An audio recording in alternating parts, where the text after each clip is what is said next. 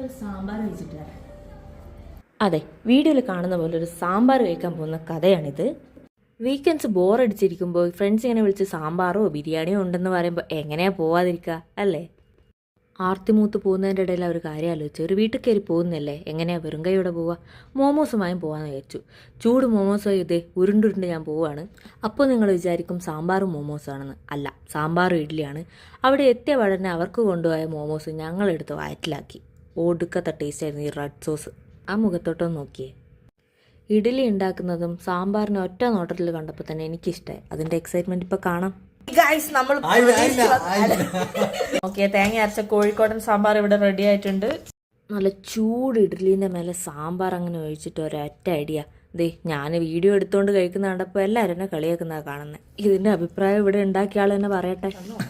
കഴിച്ചിട്ട് അല്ല, thanks for watching.